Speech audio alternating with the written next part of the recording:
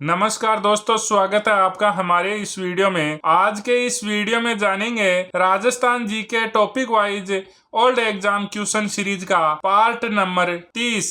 इससे पहले 29 पार्ट कर चुके हैं, वो सभी एक जगह देखने के लिए इस चैनल पे प्लेलिस्ट बनाई हुई है। प्लेलिस्ट का लिंक वीडियो के डिस्क्रिप्शन में है। दोस्तों, ये क्वेश्चन है वो क्वेश्चन है जो विभिन्न परीक्षाओं में आ चुके हैं। और दोस्तों, अगर आप किसी भी चैप्टर के ओल्ड एग्जाम क्वेश्चंस देखते हैं तो आपको पता लगता है कि इस चैप्टर से और इस चैप्टर में किस एग्जाम में कौन से और कैसे क्वेश्चन पूछे जा रहे हैं। आप उसी तरीके से फिर तैयारी करने या उस चैप्टर को पढ़ने की कोशिश करते हैं। और अगर आप कोई भी चैप्टर सब्जेक्टिव टाइप तैयार कर लेते हैं और उसके बाद आप ओल्ड एग्जाम क्वेश्चंस लगाते हैं तो उससे आपको ये पता लगता है कि आपने क्या पढ़ा है और क्या पेपर में एग्जाम आ रहे थे। तो उस प्रकार से भी आपको ये ओल्ड एग्जाम क्वेश्चंस पढ़ने से एग्जाम में काफ़ी मदद मिलती है। तो आपको ज़्यादा से ज़्यादा ओल्ड एग्जाम क्वेश्चंस पढ़ने चाहिए। तो दोस्तों, पहला क्वेश्चन जो इस प्रकार से है, मारवाड़ की वीरता साहित्य सेवा के लिए सिरोपाव देने की परंपरा रही थी। सर्वोच्च सिरोपाव था पाल की सिरोपाव, हाथी सिरोपाव, घोड़ा सिरोपाव, कड़ा दुसाला सिरोपाव। तो इसका सही आंसर ऑप्शन नंबर 2 रहेगा, हाथी सिरोपाव। तो दोस्तों, हाथी सिरोपाव में जिसे हाथी सिरोपाव मिलता था उसे राज्य से कपड़ों सबके मिलाकर 780 रुपये दिए जाते थे, परंतु विवाह के मौके पर चौके और कमरबंद की कीमत मिलाकर 849 रुपये मिलते थे। इसके अलावा महाराजा साहब के नज़दीकी भाई बंधुओं को, जो मारवाड़ में महाराज कहलाते थे, विशेष कृपा और मान प्रदर्शित करने के लिए 1000 रुपये दिए जाते थे। फिर प्रमुख सिरोपाव में है पाल की सिरोपाव, घोड़ा सिरोपाव, सादा सिरोपाव, कंठी दुपट्टा सिरोपाव, कड़ा मोती कड़ा और दुसाला सिरोपाव। इस प्रकार से ये प्रमुख सिरोपाव थे। राजस्थान के राजवंशों की राजस्व प्रणाली के अंतर्गत किस प्रकार की भूमि को राजा की निजी संपत्ति माना जाता था? भूम, जागीर, हवाला, खालसा। तो इसका सही आंसर ऑप्शन नंबर 4 रहेगा, खालसा। खालसा जो सीधे राजा के अधीन होती थी, भूम थी वो भूमियों के अधीन होती थी, और भूमि होते थे वो राजा की अवैध संतान होते थे। जागीर है वो सामंतों के अधीन होती थी। राजस्थान के प्रत्येक राज्य में महकमा बकायत होता था, जो अच्छी फसल के समय शेष राजस्व वसूलता था, राजा के बकायों का भुगतान करता था, सरकारी कर्मचारियों की बकाया संग्रह करता था, राजाओं के लिए ऋण संग्रह करता था। तो इसका सही आंसर ऑप्शन नंबर 1 रहेगा, अच्छी फसल के समय विशेष राजस्व वसूलता था। इजारा जाना जाता है भूमि मूल्यांकन के लिए, मुद्रा परिवर्तन के लिए, राजस्व की ठेका प्रणाली के लिए, स्वर्ण की खरीद के लिए। तो इसका सही आंसर ऑप्शन नंबर 3 रहेगा, इजारा है वो राजस्व की ठेका प्रणाली के लिए। तो इजारा प्रणाली की अनेक स्थानों में ठेगा अथवा आंकबंदी के नाम से जाना जाता था। बीकानेर राज्य में इजारा प्रणाली को मुक्काता के नाम से भी जाना जाता था। मध्यकालीन राजस्थान के राज्यों में शासक के बाद सबसे महत्वपूर्ण अधिकारी जाना जाता था। संधि विग्रह के रूप में, प्रधान के रूप में, महामात्यम के रूप में, मुख्यमंत्री के रूप में। तो इसका सही आंसर ऑप्शन नंबर 2 रहेगा, प्रधान के रूप में। 8वीं से 12वीं सदी के समाज में राजस्थान में प्रचलित अधिकारी अक्षपटलिक का संबंध किससे था? तो कृषि कार्य पर नजर रखने वाले अधिकारी, राज्य में आय व्यय का ब्यौरा रखने वाला अधिकारी, राजकोष और आभूषणों को रखने वाला अधिकारी, विदेश नीति से संबंधित अधिकारी। तो इसका सही आंसर ऑप्शन नंबर 2 रहेगा, राज्य में आय व्यय का ब्यौरा रखने वाले अधिकारी को अक्षपटलिक कहते थे। सारणेश्वर शिलालेख से विदित होता है कि मेवाड़ में अमात्य मुख्यमंत्री, संधि विग्रही के युद्ध और संधि का मंत्री, अक्षपटलिक पुरालेख मंत्री, वंदीपति मुख्य दुख और आदि मंत्रिमंडल के सदस्य थे। राजस्थान के प्रारंभिक मध्यकाल के राज्यों में अक्षपटलिक की जिम्मेदारी थी। मुख्य कोषपाल के रूप में काम करना, मुख्य लेखाधिकारी के रूप में काम करना, विदेश मंत्री के रूप में काम करना, प्रधानमंत्री के रूप में काम करना। तो इसका सही आंसर ऑप्शन नंबर 2 रहेगा, मुख्य लेखाधिकारी के रूप में काम करना। राजस्थान के पूर्व मध्यकालीन राज्यों में नैमित्तिक पदनाम को प्रयोग किया जाता था। राजकीय कवि के लिए, लोक स्वास्थ्य विभाग के प्रमुख के लिए, राजकीय ज्योतिष के लिए, मुख्य न्यायिक अधिकारी के लिए। तो इसका सही आंसर ऑप्शन नंबर 3 रहेगा, राजकीय ज्योतिष के लिए। राजस्थान के पूर्व मध्यकालीन राज्यों में राजकीय ज्योतिषी को निमित्तिक कहा जाता था। मदद ए मास मध्यकालीन राजपूत शासन में दी जाती थी। राज परिवार के सदस्यों को, कुलीन वर्ग को, विद्वान एवं धार्मिक व्यक्तियों को, नौकरी करने वाले वर्ग को। तो इसका सही आंसर ऑप्शन नंबर 3 रहेगा। मदद ए मास है वो विद्वान एवं धार्मिक व्यक्तियों को दी जाती थी। मध्यकालीन राजस्थान में जब्ती एक प्रणाली थी। भू लगान निर्धारण की एक विधि, भूमि के नाप की एक इकाई, जमींदारी क्षेत्र, कर रहित भूमि अनुदान। तो इसका सही आंसर ऑप्शन नंबर 1 रहेगा, भू लगान निर्धारण की एक विधि। एक ही परगने में जब्ती, नाप कर, बटाई, उपज का निश्चित भाग व कणकूत प्रणालियां प्रचलित होती थी। नकदी फसलों पर प्रति बीघा की दर से राजस्व का निर्धारण तथा वसूली को जब्ती कहते थे। कौन सी भू राजस्व व्यवस्था राजा टोडरमल से संबंधित है? बटाई, जरीप, जब्ती, कना। तो इसका सही आंसर ऑप्शन नंबर 3 रहेगा, जब्ती। राजस्थान के इतिहास में पट्टा रेख से क्या अभिप्राय है? बेगार, आयात निर्यात कर, सैन्य कर, आकलित राजस्व। तो इसका सही आंसर ऑप्शन नंबर 4 रहेगा, आकलित राजस्व। 16वीं 17वीं शताब्दी में राजस्थान में नील का कारोबार अत्यंत विकसित था और नील हमारी सांस्कृतिक विरासत रही है और इस विरासत का गवाह रहा है बयाना, भरतपुर, करौली, धौलपुर, अलवर। तो इसका सही आंसर ऑप्शन नंबर 1 रहेगा, बयाना, भरतपुर। 16वीं 17वीं शताब्दी में राजस्थान में नील का कारोबार बयाना, भरतपुर में अत्यंत विकसित अवस्था में था। कौन सा कथन सही नहीं है? खालसा भूमि राजा के नियंत्रण में होती थी। जागीरी भूमि पर जागीरदार या ठिकानेदार का पैतृक नियंत्रण होता था। भूमियों को कुछ भूमि और उनकी चौकीदारी की सेवाओं तथा मार्गों की सुरक्षा के कर्तव्य को पूरा करने के लिए दी जाती थी। चरणोत भूमि पर राजा का नियंत्रण होता था।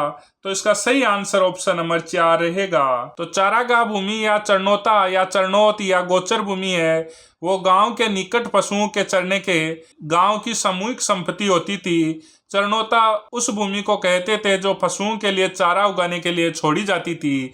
ऐसी भूमि ग्राम पंचायत के नियंत्रण में होती थी। मध्य युगीन राजस्थान के सामाजिक आर्थिक जीवन के संदर्भ में पंचकुल है। उच्च वर्ग के लिए गुरुकुल, जाति पंचायत, ग्रामीण परिषद, मंदिर पंचायत।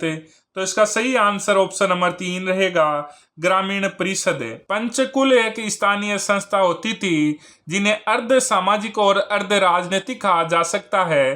पंचकुलों का प्रमुख कार्य भूमि से संबंधित था। डाबी और जीवनी सामंतों की श्रेणी राजस्थान में कहाँ प्रचलित थी? जैसलमेर, उदयपुर, मारवाड़, कोटा। तो इसका सही आंसर ऑप्शन नंबर 1 रहेगा, जैसलमेर। जैसलमेर के बाठी रावल हर राज की शासन काल में सामंतों में श्रेणी व्यवस्था प्रारंभ हुई। 2 श्रेणियां थी, एक डाबी बाई और दूसरी जीवनी दाई। अड़सट्टा क्या है? एक राजा का दूसरे राजा के साथ पत्र व्यवहार, जोधपुर राज्य के अभिलेखों की महत्वपूर्ण श्रृंखला, जयपुर राज्य की भूमि संबंधी रिकॉर्ड, राज्य के अधिकारियों के मध्य पत्र व्यवहार।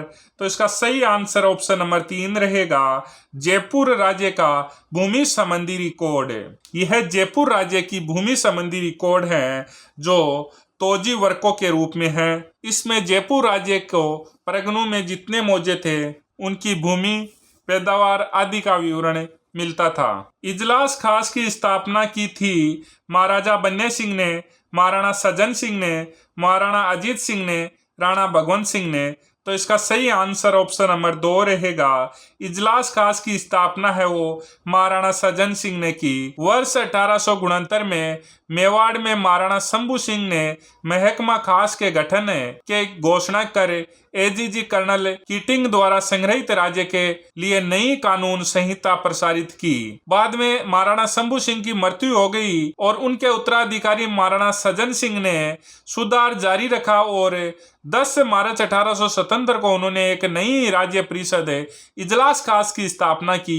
पहले अपीलें और अर्जियां महाराज के प्राइवेट सेक्रेटरी के पास पेश की जाती थी, परंतु सन 1933 में इजलास खास नाम से एक महकमा स्थापित किया गया। 1632 और गोल का संबंध किससे है? बीकानेर राज्य में सामंतों की श्रेणियां, जयपुर राज्य में सामंतों की श्रेणियां, मेवाड़ राज्य में सामंतों की श्रेणियां, मारवाड़ राज्य में सामंतों की श्रेणियां। तो इसका सही आंसर ऑप्शन नंबर 3 रहेगा, मेवाड़ राज्य में सामंतों की श्रेणियां। सामंतों की श्रेणियों में मेवाड़ में 16 प्रथम श्रेणी, 32 द्वितीय श्रेणी और गोल तृतीय श्रेणी के सामंत कहलाए। मारवाड़ के वे सामंत जिन्हें राजा का निकट संबंधी होने के कारण 3 पीढ़ियों तक चाकरी और रेख देने से मुक्त रखा जाता था, वे कहलाते थे राणावत, कुंपावत, राजवी, सरदार। तो इसका सही आंसर ऑप्शन नंबर 3 रहेगा, राजवी। राजवी, सरदार, मुस्तैदी और गनायत किस राज्य में सामंतों की श्रेणियां थी? मारवाड़, हाड़ौती, जयपुर, मेवाड़। तो इसका सही आंसर ऑप्शन नंबर 1 रहेगा, मारवाड़। 12 कोटड़ी नामक सामंती व्यवस्था का संबंध किस राज्य से है? आमेर, मेवाड़, मारवाड़, बीकानेर। तो इसका सही आंसर ऑप्शन नंबर 1 रहेगा, आमेर। लाटा और कूता का संबंध है मारवाड़ के जिम्मेदारों द्वारा किसानों पर लगाए गए कर, सुविधाओं पर लगाए गए कर, उपज पर कर आंकने की पद्धति से चुंगी कर। तो इसका सही आंसर ऑप्शन नंबर 3 रहेगा।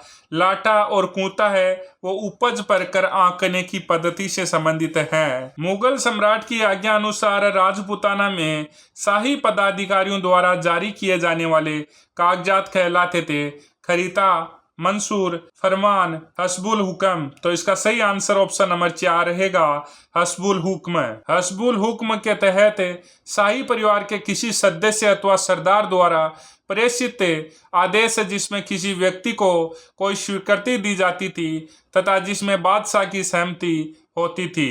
बड़द क्या थे? सारत्वा, बख्शी, सैनिक, कर्षक। तो इसका सही आंसर ऑप्शन नंबर 1 रहेगा, सारत्वाह।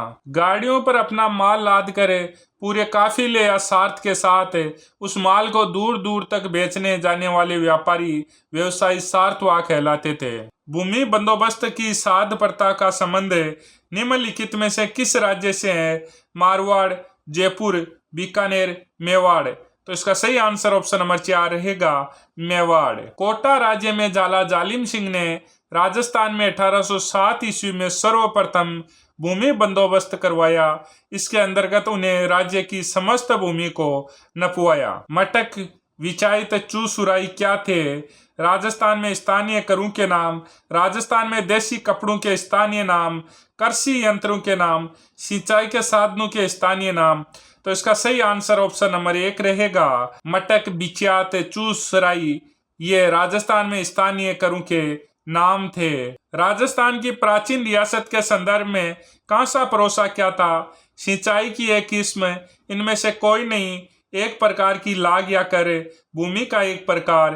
तो इसका सही आंसर ऑप्शन नंबर 3 रहेगा, एक प्रकार की लाग या कर।